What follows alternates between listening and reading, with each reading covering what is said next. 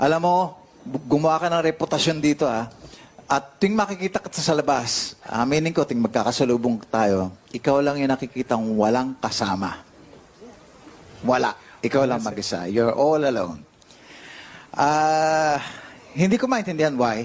So, I think may pareho tayong kahit pa konti. You are your best friend. Ikaw ang mentor mo, sarili mo. Ikaw na rin yung cheering squad mo at the same time. At kung hindi ka man ngitian ng Lady Luck ngayon, I'm sure, dahil yon sa alam niya na ikaw ang gagawa ng sarili mong swerte. At hindi mo siya kailangan. Because yung ganyang klaseng tao, you will always find your way.